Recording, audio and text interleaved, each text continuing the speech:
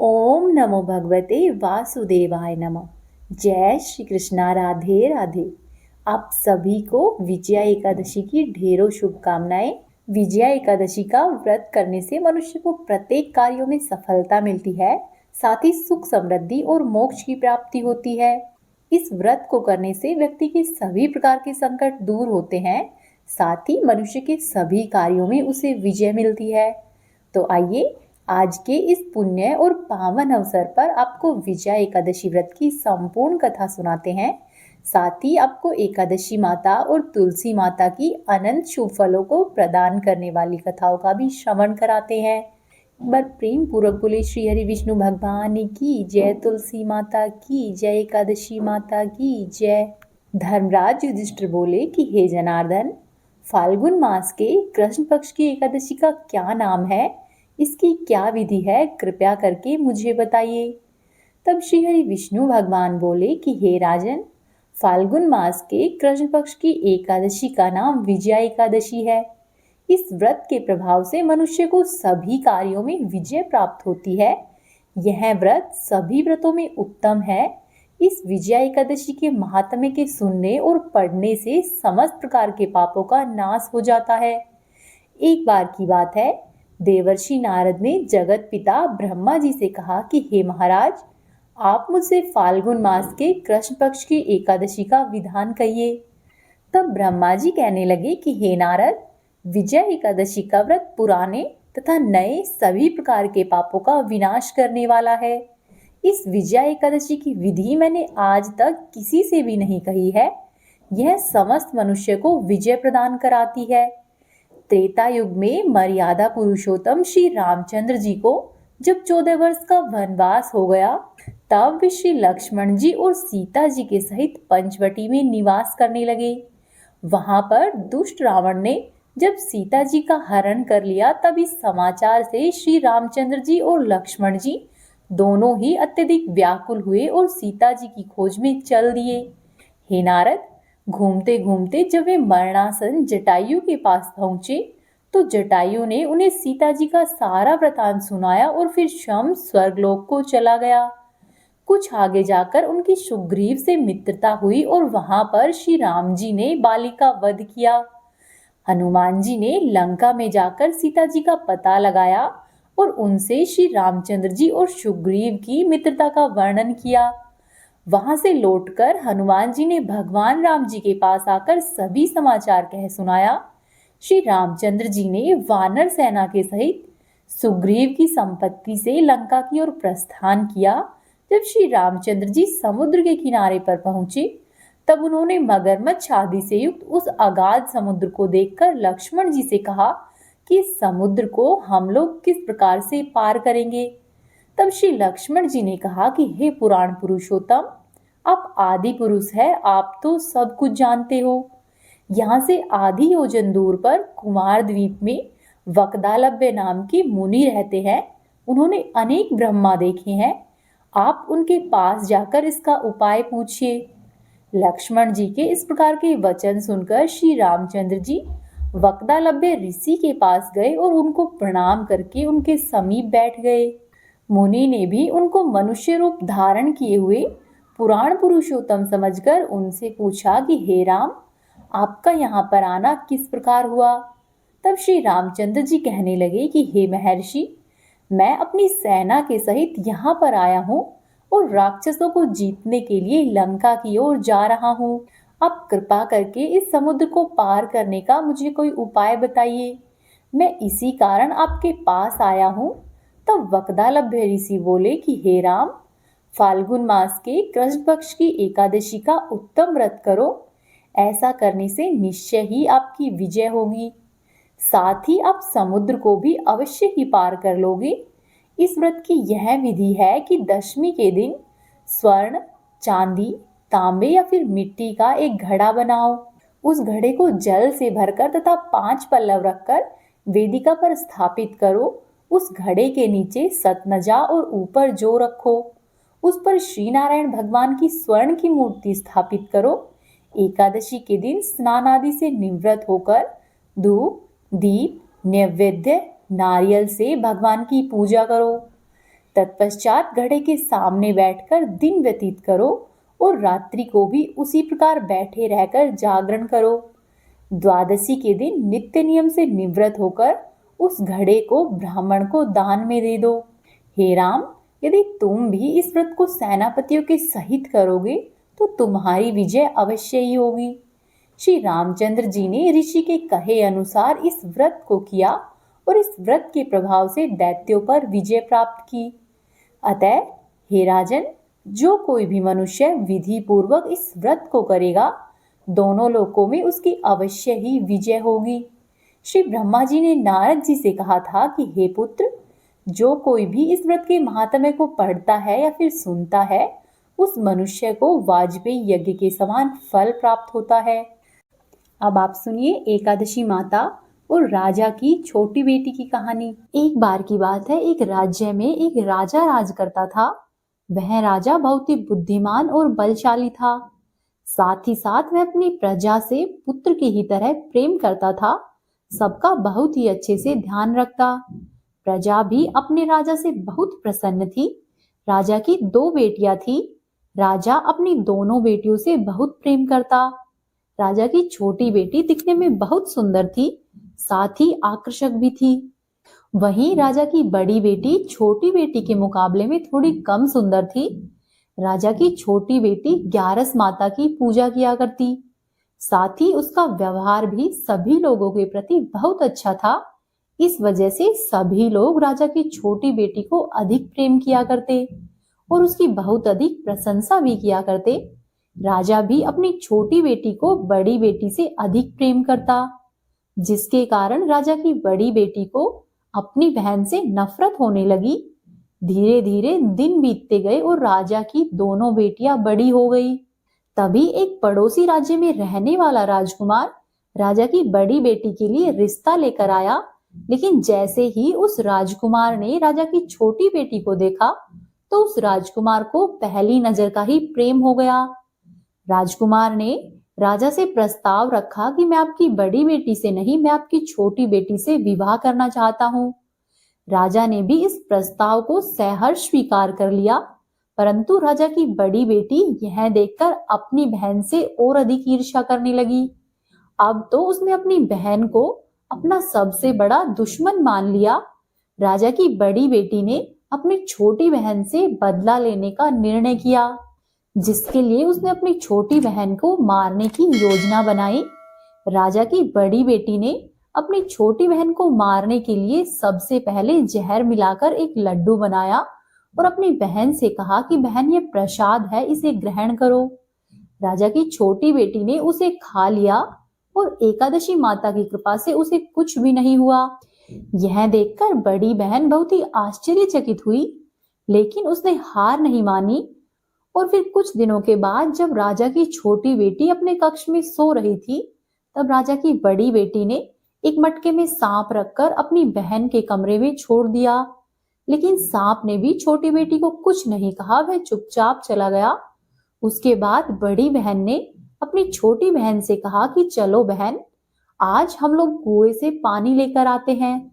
ऐसा कहकर दोनों ही कुएं से पानी लाने के लिए गई। कुएं के पास पहुंचकर बड़ी बहन ने छोटी बहन को कुएं के अंदर धक्का दे दिया, परंतु एकादशी माता की कृपा से उसे कुछ नहीं हुआ। सकुशल वह बाहर आ गई। उधर बड़ी बहन हर बार असफल हो जाने के कारण बहुत क्रोधित होती जा रही थी और फिर उसने एक दिन अपनी बहन से ही पूछने का निश्चय किया। वह अपनी बहन के पास आई और कहने लगी कि मेरी प्यारी बहन, तुमको पता है भगवान ने सबकी मृत्यु तय करके रखी है और किस तरह से उसकी मृत्यु होगी यह भी तय किया है। तब राजा की छोटी बेटी बोली कि हाँ बहन, मुझे पता है। तब बड़ी बहन बोली कि क्या तुम्हें ये पता है तुम्हारी मृत्यु किस तरह होगी? तब राजा की छोटी बेटी बोलती है, हाँ बहन, मेरी मृत्यु वह जो तोता है, उस तोते के गले में जो हार है उसकी वजह से होगी। जब तक वह हार उस तोते के गले में है तब तक मैं जीवित हूँ, और जैसे ही कोई उस तोते को मारकर हार को अपने गले में धारण कर लेगा तब मैं मूर्छित हो जाऊंगी, और जैसे ही उस हार को अपने गले से उतारेगा तो मैं फिर से जीवित हो जाऊंगी। अपनी छोटी बहन की मृत्यु का राज जानकर बड़ी बहन बहुत ही प्रसन्न हुई और उसने अपनी बहन को मारने के लिए उसके पालतू तोते को ढूंढना शुरू किया। साथ ही छोटी बहन को इस बात का आभास हो गया, हो न हो कोई मेरी जान अवश्य ही लेना चाहता है।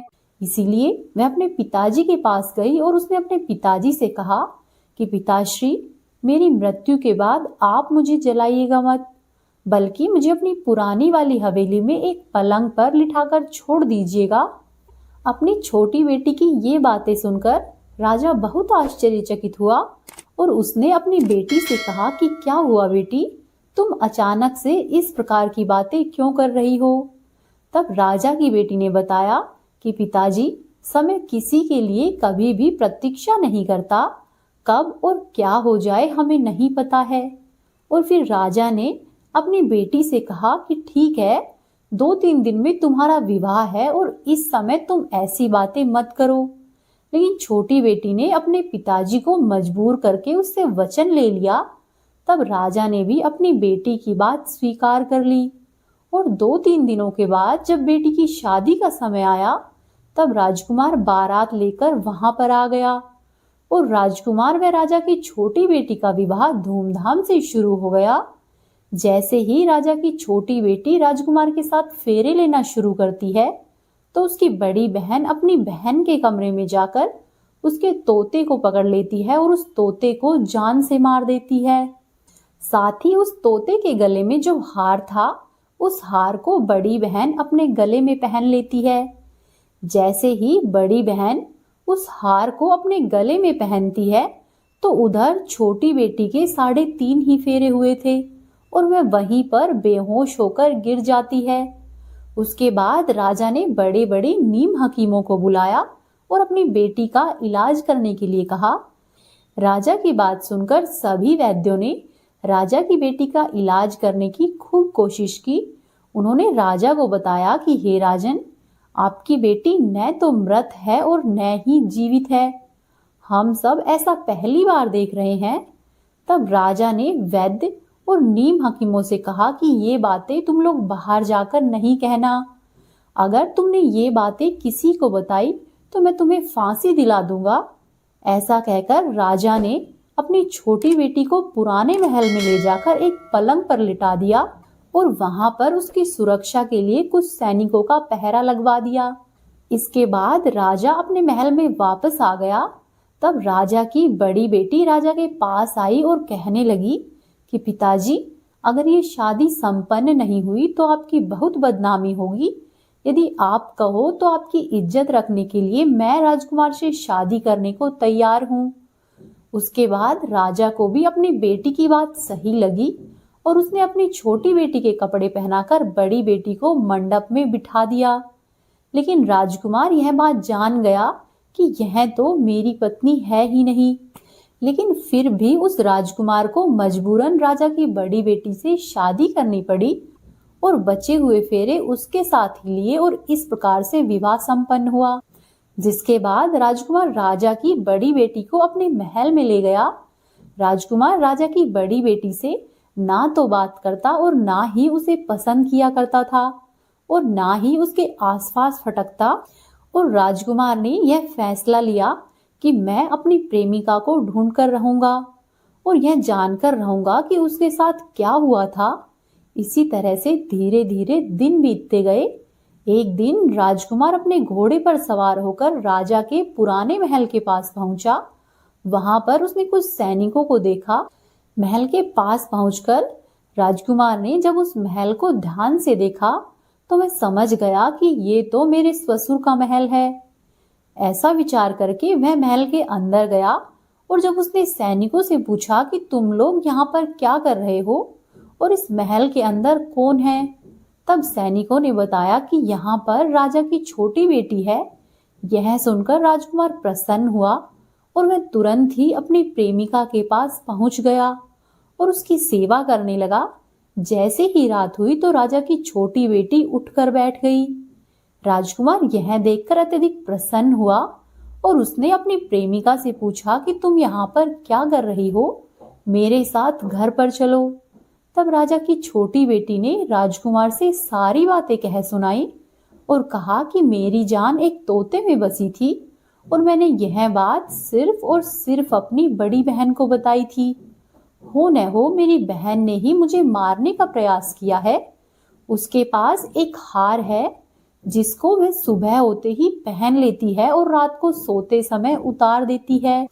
जब तक मैं हार को पहनकर रखती है तब तक मैं मूर्छित रहती हूँ और जैसे ही मैं हार को उतार देती है तो मैं फिर से जीवित हो जाती हूँ। और जब तक मेरी बहन के पास वह हार है तब तक मैं ऐसे ही जीवित और मूर्छित होती रहूंगी।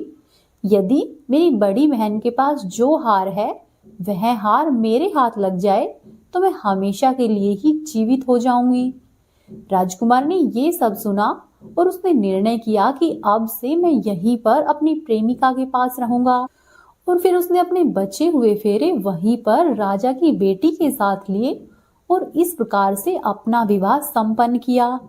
साथ ही अब वह राजा की छोटी बेटी के साथ राजा के पुराने महल में रहने लग गए।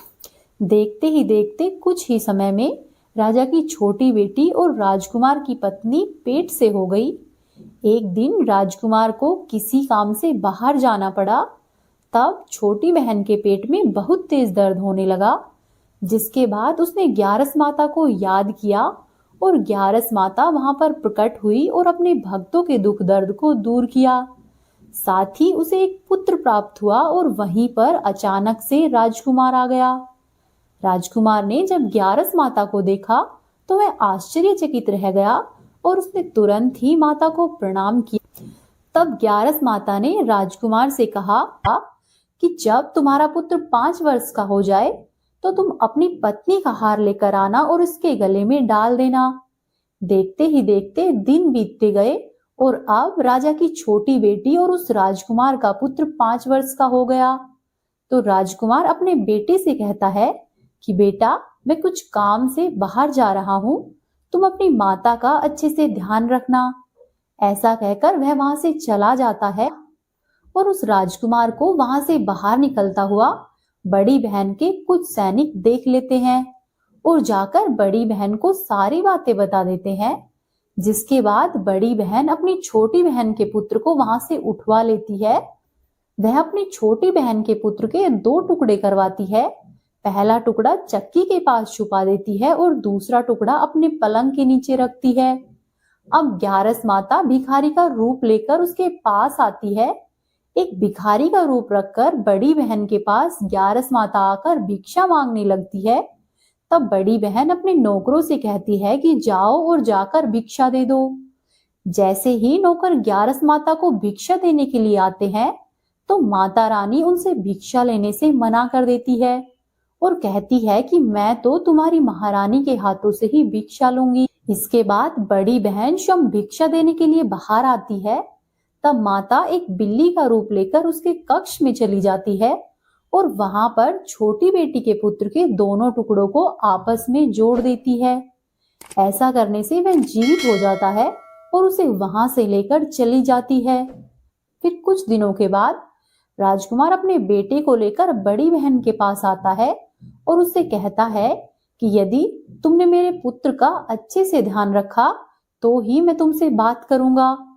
एक दिन राजकुमार अपने बच्चे से कहता है कि तुम ऐसा करो, अपनी बड़ी मम्मी से इसके गले का हार मांग लो।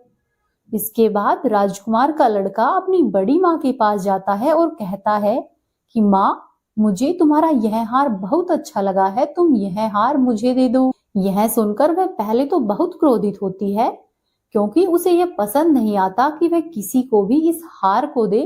पर फिर वह सोचती है कि राजकुमार ने कहा है कि यदि मैं इस बच्चे का अच्छे से ध्यान रखूंगी तो वह मुझसे बातें करेगा। यह बच्चा ही तो है, हार से क्या करेगा, खेलकर मुझे वापस दे देगा। ऐसा सोचकर उसने उस हार को उतारकर बच्चे से दे दिया। बच्चा तुरंत ही उस हार को लाता है और अपने पिताजी को दे देता है और तभी राजकुमार अपने बेटे को लेकर वहां से जाने लगता है। साथ ही बड़ी बहन से कहता है कि तुम हमारे लिए खाना बनाकर रखना, मैं शाम को आकर तुम्हारे साथ खाना खाऊंगा। ऐसा कहकर मैं अपने बेटे और हार को लेकर छोटी बहन के पास जाता है। जब वह राजा की छोटी बेटी के पास पहुंचता है तो उससे हार पहना देता है। साथ ही अब वह हमेशा के लिए ठीक हो जाती है। फिर वह राजकुमार और राजा की छोटी बेटी राजा के पास जाते हैं और उससे सारी बातें कह सुनाते हैं। यह सुनकर राजा अपनी बड़ी बेटी की करतूतों से बहुत क्रोधित होता है। साथ ही अपनी परवरिश को भी दोष देने लगता है और राजकुमार को आदेश देता है कि अब से तुम मेरी छोटी बेटी के साथ ही हमेशा के लिए रहोगे। बड़ी बेटी से तुम्हारा कोई वास्ता नहीं होगा। ऐसा कहकर वह अपनी छोटी बेटी को राजकुमार के साथ प्रेम पूर्वक विदा करता है। साथ ही अपनी बड़ी बेटी को घर पर बुलाकर उसे उचित दंड देता है। इस तरह से 11 माता की कृपा से छोटी बेटी के जीवन में जितने भी मुश्किलें आई, सब मुश्किलें 11 माता की कृपा से दूर होती गई। हे 11 माता, जैसे आप राजा की छोटी बेटी पर प्रसन्न रही है, वैसे ही हम सभी पर रहना। इस कहानी को कहने वाले, सुनने वाले और होकारा भरने वाले सब पर अपनी दया दृष्टि बनाकर रखना, सबका भला करना। बोलो 11 माता की जय, तुलसी माता की जय, श्री हरि विष्णु भगवान की जय। अब आप सुनिए तुलसी माता की कहानी। सावर्णी मुनि की पुत्री तुलसी अपूर्व सुंदरी थी। उनकी इच्छा थी कि उनका विवाह भगवान नारायण के साथ हो। इसीलिए इस इच्छा को पूरा करने के लिए तुलसी जी ने श्री नारायण की तपस्या बद्री वन में की। तुलसी जी की दीर्घकालीन तपस्या से ब्रह्मा जी प्रसन्न हुए और प्रसन्न होकर दर्शन दिए और कहा कि हे तुलसी, तुम्हारी क्या इच्छा है। तब तुलसी जी ने कहा कि हे ब्रह्मदेव, आप अंतर्यामी हैं, सबके मन की बात जानते हैं। फिर भी मैं अपनी इच्छा आपको बताना चाहती हूँ कि भगवान नारायण मुझे पति के रूप में मिले। ब्रह्मा जी ने कहा कि हे तुलसी, तुम्हारा अभिष्ट हो, नारायण अवश्य ही तुम्हें पति के रूप में मिलेंगे। किसी अपराध के कारण तुम्हें श्राप मिला है। इसी प्रकार भगवान श्री नारायण के एक पार्षद को भी दानव कुल में जन्म लेने का श्राप मिला हुआ है। उसमें नारायण का अंश विद्यमान रहेगा। इसीलिए इस जन्म में पूर्व जन्म के पाप के शमन के लिए संपूर्ण नारायण तो नहीं, नारायण के अंश से युक्त दानव कुल में जन्मे उस श्रापग्रस्त पार्षद से तुम्हारा विवाह होगा। श्राप मुक्ति होने पर भगवान श्री नारायण सदा सर्वदा के लिए तुम्हारे पति हो जाएंगे। तब तुलसी जी ने ब्रह्मा जी के इस वरदान को स्वीकार लिया, क्योंकि मानव कुल में जन्म के कारण उन्होंने मायावी भोग तो भोगना ही था। अब तुलसी बद्री वन में ही रहने लगी। नारायण का वह पार्षद दानव कुल में शंखचूर के नाम से पैदा हुआ और कुछ समय के बाद ही वह भ्रमण करता हुआ बद्री वन में आया। वहां पर उसने तुलसी को देखा। उसको देखते ही वह तुलसी पर मोहित हो गया और तुलसी के सामने उसने विवाह करने का प्रस्ताव रखा। इतने में ही ब्रह्मा जी वहां पर आ गए और तुलसी जी से कहा कि तुलसी, शंखचूर को देखो, इसमें कैसा तेज है, इसका कैसा स्वरूप है। दानव कुल में जन्म लेने के बाद भी ऐसा लगता है मानो शरीर में नारायण का ही वास हो। तुम इसका प्रस्ताव सहर्ष स्वीकार कर लो। तुलसी जी को भी लगा कि उनकी तपस्या पूर्ण हुई, उन्हें इच्छित फल मिला है। इस प्रकार शंखचूर के साथ उनका गंधर्व विवाह हो गया और तुलसी जी शंखचूर के साथ उनकी पत्नी बनकर उसके महल में आ गई। शंखचूर ने अपनी परम सुंदरी सती साध्वी पत्नी तुलसी के साथ बहुत दिनों तक राज्य किया। उसने अपने राज्य का इतना अधिक विस्तार कर लिया कि देवलोक तक उसके अधिकार में आ गए। वहीं स्वर्ग का सुख भोगने वाले सभी देवताओं की दशा अब दयनीय हो गई। शंखचूर धर्म पूर्वक राज्य करता था, वह किसी को भी कष्ट नहीं देता था। वहीं देवतागण अधिकार छिन जाने और राज्य छिन जाने से परेशान थे। तब सभी देवतागण मिलकर श्री ब्रह्मा जी, विष्णु जी और शिव जी की सभा में गए तथा सभी देवताओं ने अपनी विपत्ति कह सुनाई। तब ब्रह्मा जी ने कहा कि तुलसी परम साध्वी है, उसका विवाह मैंने ही शंखचूड़ से कराया था। शंखचूड़ को तब तक नहीं हराया जा सकता या नहीं मारा जा सकता जब तक तुलसी का सतीत्व नष्ट नहीं हो जाए। तब श्री विष्णु जी ने कहा कि शंखचूड़ पूर्व जन्म में मेरा पार्षद था।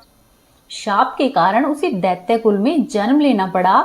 इस जन्म में भी उसमें मेरा अंश व्याप्त है। साथ ही तुलसी के पतिव्रत धर्म से वह अजय है। फिर सभी देवताओं की सहमति से भगवान शिव ने शंखचूड़ के पास संदेशा भिजवाया कि या तो वह देवताओं का राज्य लौटा दे या फिर उनसे युद्ध करे। शंखचूड़ शंकर जी के पास पहुंचा और उसने कहा कि हे देवाजी देव, आपके लिए देवताओं का पक्ष लेना उचित नहीं है। राज्य का विस्तार करना तो हर राजा का कर्तव्य होता है और मैं धर्म पूर्वक शासन कर रहा हूँ। मैं किसी को भी दुखी नहीं कर रहा हूँ। आप देवताओं से कहिए कि मेरी प्रजा होकर रहे और मैंने आपका भी कोई अपकार नहीं किया है। हमारा और आपका युद्ध शोभा नहीं देता। अगर इस युद्ध में आप हार गए तो यह बड़ी ही लज्जा की बात होगी और यदि मैं हार गया तो आपकी कीर्ति बहुत अधिक नहीं बढ़ेगी। शंखचूड़ की बात सुनकर भगवान शंकर हंसे, क्योंकि वे तो सभी रहस्य जानते थे। तुलसी और शंखचूड़ के पूर्व जन्म के श्राप की अवधि अब लगभग पूरी ही होने वाली थी। भगवान शंकर बोले कि शंखचूड़, इसमें कीर्ति और लज्जा की तो कोई बात नहीं है। तुम देवों को उनका राज्य लौटा दो और उन्हें उनके पद पर प्रतिष्ठित होने दो। युद्ध से बचने का एकमात्र यही उपाय है। तब शंखचूड़ ने कहा कि मैंने तो युद्ध के बल से ही देवलोक को जीता है और अब यदि कोई देवलोक को वापस चाहता है तो उसे केवल युद्ध करके ही मैं वापस लौटा सकता हूँ। मेरा यह अंतिम निर्णय है। ऐसा कहकर शंखचूड़ वहां से चला गया। उसने अपने राजमहल में वापस आकर अपनी पत्नी तुलसी को सारी बातें कह सुनाई और कहा कि हे तुलसी, कर्म भोग सब काल सूत्र में बंधा हुआ है। जीवन में हर्ष, शोक, भय, सुख, दुख, मंगल और अमंगल सब कुछ काल के ही अधीन है। हम तो केवल निमित्त मात्र है। संभव है कि भगवान शिव देवों का पक्ष लेकर मुझसे युद्ध करे। तुम चिंता मत करना, तुम्हारा सती तेज मेरी रक्षा करेगा। और फिर दूसरे ही दिन भगवान शंकर के नेतृत्व में देवताओं ने युद्ध छेड़ दिया। शंखचूड़ ने भीष्म बाण की वर्षा करके सभी देवताओं के वेग को रोका। उनके प्रहार से देवतागण डगमगाने लगे। फिर शंखचूड़ ने दानवी शक्ति का प्रयोग करके मायावी युद्ध आरंभ कर दिया। युद्ध स्थल पर वह दिखाई नहीं देता, परंतु उसके अस्त्र और शस्त्र देवताओं पर प्रहार कर रहे थे। कई दिनों तक इसी तरह से भयंकर युद्ध चला। शंखचूड़ पराजित ही नहीं हुआ। तब भगवान शिव ने श्री विष्णु जी से कहा कि हे हरि, कुछ उपाय करो, अन्यथा मेरा सारा यश मिट्टी में मिल जाएगा। तब श्री विष्णु जी ने सोचा कि बल से तो शंखचूड़ को हराया नहीं जा सकता, अब इसे छल से ही हराना पड़ेगा। तब उन्होंने तुरंत ही अपने स्वरूप को शंखचूड़ जैसा बनाया और अस्त्र व शस्त्रों से सुसज्जित होकर वे तुलसी जी के महल में आ पहुंचे। वहां पर तुलसी जी के पास पहुंचकर बोले कि हे प्रिय, मैं युद्ध जीत आया। सारे देवता भगवान शंकर के समेत हार गए हैं। इसी खुशी में आओ, मैं तुम्हें अंक से लगा लूं। पति को प्रत्यक्ष खड़े देखकर और विजय का समाचार सुनकर तुलसी जी दौड़कर आई और मायावी शंखचूड़ के गले से लिपट गई। इस प्रकार पति पत्नी दोनों ने आलिंगन होकर खूब आनंद मनाया। इधर पराये पुरुष के साथ इस प्रकार के व्यवहार से तुलसी का सती तेज नष्ट हो गया। उनका सती तेज, जो कि शंखचूड़ के लिए एक कवच की तरह काम कर रहा था, अब वह नष्ट हो गया था। इसीलिए युद्ध के मैदान में शंखचूड़ शक्तिहीन हो गया और यह जानते ही भगवान शंकर ने अपने त्रिशूल से शंखचूड़ पर प्रहार कर दिया। त्रिशूल के लगते ही शंखचूड़ जलकर भस्म हो गया और शंखचूड़ के मरने का जानकर श्रीहरि विष्णु अपने असली रूप में आ गए और अपने सामने अपने पति के स्थान पर श्रीहरि विष्णु को देखकर तुलसी बहुत आश्चर्यचकित हुई। अब उसे पता चल गया था कि स्वयं नारायण ने उसके साथ छल किया है। तब क्रोध में आकर तुलसी जी ने श्रीहरि विष्णु को श्राप दिया कि एक स्त्री का सतीत्व भंग करने के अपराध में आप हृदयहीन पत्थर हो जाओगे। तब भगवान श्री हरि विष्णु ने तुलसी जी के श्राप को सिरोधार्य किया और कहा कि हे देवी, तुम्हारे और शंखचूड़ के कल्याण के लिए मुझे ऐसा करना पड़ा। तुम दोनों को श्राप से मुक्त कराना था।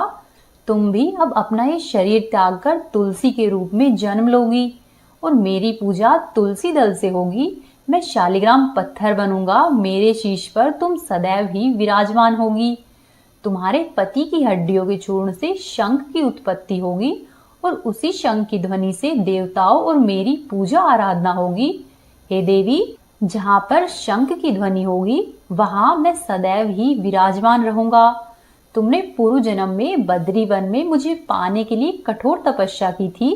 अब अगले जन्म में मैं नारायण प्रस्तर के रूप में बद्रीनाथ वन में स्थापित होऊंगा और मेरी पूजा अर्चना फल फूल से नहीं होकर तुलसी दल से होगी। तुम सदैव ही मेरे शीश पर विराजमान होकर मुझसे भी ऊंचा पद प्राप्त करोगी और मेरा भोग भी तुम्हारे बिना स्वीकार नहीं होगा।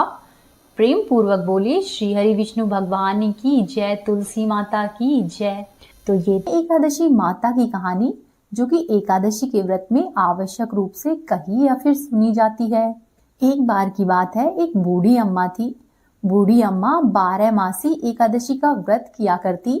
एक बार एकादशी का दिन आया तो बूढ़ी अम्मा ने बड़े ही भक्ति भाव और चाव से व्रत रखा, पूजा अर्चना की। वैसे तो बूढ़ी अम्मा को इस वृद्धावस्था में क्या ही चाहिए था, परंतु फिर भी बूढ़ी अम्मा ये सोचकर व्रत रखा करती कि मेरे व्रत रखने से इनका पुण्य फल मेरे आने वाली पीढ़ियों तक को मिलेगा, इससे मेरे पुत्र पौत्र और नाती नातिनों को भी सौभाग्य मिलेगा। ऐसा सोचकर बूढ़ी अम्मा एकादशी के सभी व्रत रखती। एक बार व्रत के दौरान बूढ़ी अम्मा को बहुत प्यास लगी। उन्होंने खुद को रोके रखने की कोशिश की। दिन में पूजा पाठ किया, कथा सुनी और पंडित जी को मिट्टी के पात्र में भरकर पानी और ऋतुफल दान में दिए। दोना भर भर कर बूरा बाटी। उन्हें गर्मी के कारण बहुत अधिक बेचैनी हो रही थी। इस कारण से बड़ी देर तक बूढ़ी अम्मा पानी में बैठी रही, पानी के कुल्ले करती रही, मुंह धोती रही, परंतु पानी नहीं पीती। धूप बहुत तेज पड़ रही थी, इस कारण से उनका मुंह बार बार सूख रहा था और बूढ़ी अम्मा की बेचैनी बढ़ती जा रही थी। एक तो बुढ़ापा और दूसरी इतनी भयंकर गर्मी। वृद्धावस्था की स्थिति तो कुछ और ही होती है। जैसे तैसे करके रो धोकर बूढ़ी अम्मा का दिन तो कट गया, परंतु अब उनके सामने पूरी रात पहाड़ के समान थी। उसे काटना उन्हें बड़ा ही कठिन लग रहा था। खटिया पर पड़ी हुई थी, परंतु फिर भी अम्मा को शांति नहीं मिल रही थी। वे बार बार करवट बदलती रही। अनेक बार वे बाहर जाती और फिर से भीतर आ जाती। उन्हें न तो घर के अंदर शांति मिलती, न ही घर के बाहर। वे पड़े पड़े एकादशी माता का स्मरण करती रही और कहती कि हे माता, आप मेरी लाज रखिएगा, आप ही मुझे शक्ति दे दीजिएगा, जिससे कि मैं भली भांति अपने व्रत को पूरा कर सकूं और फिर ये पहाड़ की सी रात शांति पूर्वक बीत जाए। इस तरह से बूढ़ी अम्मा एकादशी माता से प्रार्थना करती रही, परंतु प्यास के कारण उनकी बेचैनी बढ़ती ही गई। उन्होंने धैर्य रखने का बहुत प्रयास किया, किंतु अंत में उनकी सहनशीलता टूट गई और वे घबराकर एकदम जोर से चिल्ला पड़ी कि बचाओ बचाओ। अम्मा का चिल्लाना सुनकर परिवार के सभी लोग आ गए। उसके बेटे, पोते, बहुए और अड़ोसी पड़ोसी सभी इकट्ठे हो गए। खटिया के समीप आकर उन्होंने पूछा कि अम्मा क्या हो गया, आप क्यों चिल्ला रहे हो? आप इस वृद्धावस्था में इतना कठिन व्रत क्यों कर रहे हो? तब अम्मा के पड़ोसियों ने भी कहा कि अम्मा, व्रत रखने की एक उम्र होती है, तुम इस उम्र में व्रत क्यों रख रही हो? परंतु अम्मा ने उनमें से किसी की भी एक बात नहीं मानी और उन्होंने निश्चय किया कि आज तो मैं एकादशी व्रत को पूर्ण करके रहूंगी। फिर अम्मा ने अपने बच्चों से कहा कि तुम ऐसा करो, मेरी छाती पर ठंडे पानी का एक घड़ा रख दो। अम्मा के बच्चों ने वैसा ही किया, पानी का घड़ा रख दिया। नातियों ने दादी की छाती पर ठंडे पानी का पात्र रख दिया। तब उन्हें थोड़ा बहुत आराम मिला और थोड़ी देर के लिए अम्मा ने अपनी आंखें बंद कर ली। एकादशी माता ने सोचा कि ये बूढ़ी अम्मा तो बहुत कठोर है, जरा जाकर इसकी परीक्षा लेती हूँ। ऐसा सोचकर एकादशी माता आधी रात को मुर्गा बनकर टेर लगाने लगी। मुर्गे की आवाज सुनकर दादी अम्मा जल्दी से उठी और बाहर जाकर आसमान की ओर देखा, किंतु आसमान में उन्हें कहीं भी प्रातःकालीन तारे नहीं दिखाई दिए। अम्मा सोचने लगी कि ये मुर्गा क्यों और कैसे बोल गया, परंतु उन्होंने फिर भी अपने व्रत का पारण नहीं किया। अब अम्मा का मन थोड़ा विचलित होने लगा। अंत में उन्होंने निश्चय किया कि मैं अपना व्रत नहीं छोड़ूंगी, चाहे मेरे प्राण ही क्यों न निकल जाए। ये सोचकर वे फिर से अपनी खटिया पर पड़ गई। थोड़ी देर बाद एकादशी माता ने फिर से उसकी परीक्षा लेनी चाहिए। अब एकादशी माता ने एक छोटी सी बालिका का रूप धारण किया और एक गिलास में शरबत लेकर अम्मा के सिरहाने आकर खड़ी हो गई और जोर से बोली कि दादी, सवेरा हो गया है, उठो और शरबत पी लो। पहले तो अम्मा ने शरबत का गिलास देखा और उनका मन ललचाने लगा, परंतु फिर उन्हें याद आया कि मेरा तो एकादशी का व्रत है, मैं शरबत कैसे पी सकती हूँ। फिर वे शांतिपूर्वक अपनी खटिया पर लेटी रही, कुछ नहीं बोली। थोड़ी ही देर में एकादशी माता वहां से अंतर्ध्यान हो गई। फिर थोड़ी देर बाद अम्मा को ऐसा लगा कि जैसे किसी ने उसे कुएं में पटक दिया हो, पर अम्मा बड़ी देर तक उस कुएं के अंदर हाथ पैर चलाती रही, किंतु उन्होंने अपने मुंह में पानी की एक बूंद भी नहीं जाने दी। वे दृढ़ता पूर्वक अपने व्रत का पालन करती रही। थोड़ी ही देर में न जाने कहां से उनके सामने आग जलने लगी, जिससे कि गर्मी बढ़ने लगी और प्यास के कारण प्राण निकलने को ही थे। किंतु बूढ़ी अम्मा का कुछ भी नहीं बिगड़ा, वे जहां की तहां बैठी रही। थोड़ी देर में अम्मा को ऐसा लगा कि बाहर जोर से प्रकाश हो रहा है। अम्मा अपनी खाट से उठी और बाहर जाकर देखा तो अभी सवेरा होने में 3-4 घंटे बाकी थे। यह जानकर अम्मा शांति पूर्वक इधर उधर घूमने फिरने लगी। एकादशी माता ये बात अच्छे से समझ गई कि ये बूढ़ी अम्मा किसी भी प्रकार से अपने व्रत को नहीं तोड़ेगी। वे उनके व्रत के निश्चय को अच्छी तरह से समझ गई और फिर अपने धाम को चली गई। सवेरा होते ही बूढ़ी अम्मा ने स्नान किया, भगवान का पूजा पाठ किया, तुलसी माता की पूजा की, एकादशी माता की कथा सुनी, तुलसी माता की कथा सुनी, ब्राह्मणों को दक्षिणा दी, भोजन कराया, तब जाकर उन्होंने जल ग्रहण किया। फिर अम्मा ने कन्याओं को भोजन कराया और उसके बाद स्वयं भी भोजन किया। उस व्रत के प्रभाव से बूढ़ी अम्मा की आयु में वृद्धि हो गई। उनके घर परिवार में जो कुछ कमी थी, सब कुछ एकादशी माता और श्री हरि विष्णु भगवान की कृपा से पूरी हो गई। उनके घर में अब किसी भी तरह की सुख सुविधाओं का अभाव नहीं रहा था। बेटे, पोते, नाती, नातिनों सब से उनका घर भरा पूरा था। और फिर बूढ़ी अम्मा अपने जीवन काल के सभी प्रकार के सुखों को भोगकर अंत में वैकुंठ लोक को चली गई। और बूढ़ी अम्मा ने जाते समय अपनी बहुओं से कहा कि वे भी एकादशी व्रत को अवश्य ही रखती रहे, इस परंपरा को आगे बढ़ाती रहे। उनकी बहुओं ने भी कहे अनुसार किया और वो भी एकादशी का व्रत पूरी श्रद्धा और विश्वास से रखने लगी। तो जो भी भक्त एकादशी का व्रत पूरे विश्वास और श्रद्धा से रखते हैं, श्री हरि विष्णु भगवान, एकादशी माता, तुलसी जी और माँ लक्ष्मी की उन्हें विशेष कृपा मिलती है और उनके दुख दरिद्रता दूर होने लगते हैं और मनोवांछित फल की प्राप्ति होती है। थी आज की कथाएं। उम्मीद है आपको पसंद आई होगी। यदि आपको पसंद आई है तो चैनल को जरूर सब्सक्राइब कीजिए, वीडियो को लाइक करें और कोशिश करें कि अपने 1 या 2 दोस्तों के साथ वीडियो को शेयर करें। हरे कृष्णा।